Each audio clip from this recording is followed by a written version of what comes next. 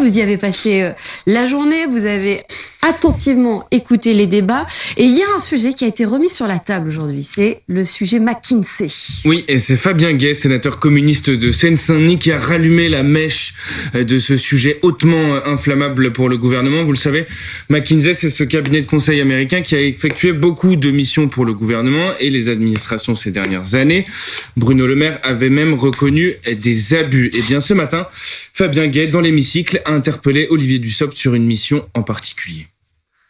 Nous demandions un rapport pour connaître précisément en quoi avait consisté la prestation du cabinet de conseil McKinsey pour une somme de 957 674 € précisément, notamment sur cette question de retraite. Vous nous dites que sur le budget rectificatif, McKinsey ou un autre cabinet de conseil ne sont pas intervenus, mais en quoi a consisté donc le montant de cette prestation indiqué retraite pour 957 674 €.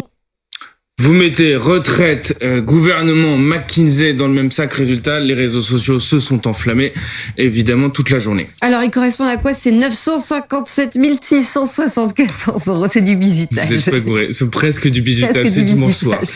Et c'est bien le montant payé par de l'argent public à McKinsey pour aider sur la réforme des retraites. Sauf qu'il s'agit de la réforme des retraites précédente, celle de 2019. À l'époque, la CNAV, la Caisse nationale de l'assurance vieillesse, recrute une dizaine de consultants McKinsey pendant plusieurs mois.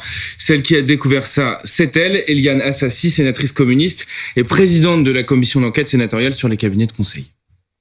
Nous avons révélé qu'effectivement, la CNAB avait eu recours à McKinsey pour une mission relative à la réforme des retraites de 2019.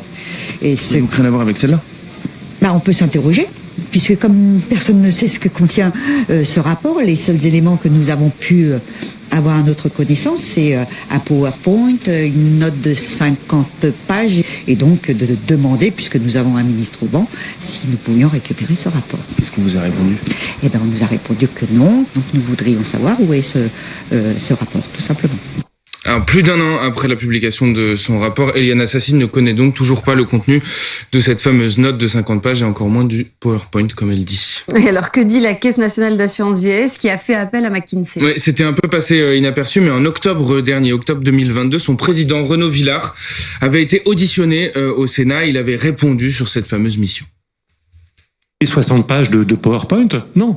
C'était une démarche d'accompagnement extrêmement longue, avec une dizaine de personnes qui, pendant 5 mois, m'ont accompagné et accompagné la CNAV. Le rapport et surtout l'activité globale de la société McKinsey n'a pas produit d'effet.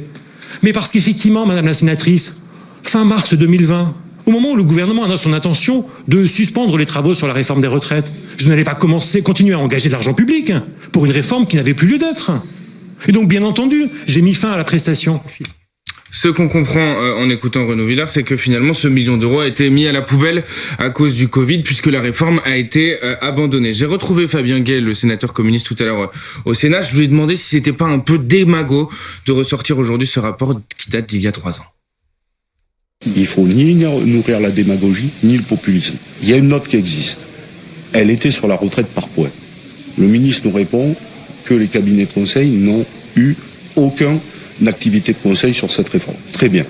Mais par contre, par voie d'amendement, on nous ressort là et on nous envisage soit la capitalisation, soit la retraite par points.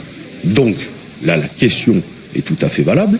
Il faut que tous les documents qui auront servi à nourrir la retraite par points en 2019 nous soient communiqués. Et dans ce cadre-là, McKinsey y avait participé. En tout cas, spécifiquement sur cette réforme 2023, le ministre du Travail, Olivier Dussopt, ce matin a déclaré que le projet de loi a été intégralement réalisé en interne, sans recours au cabinet de conseil.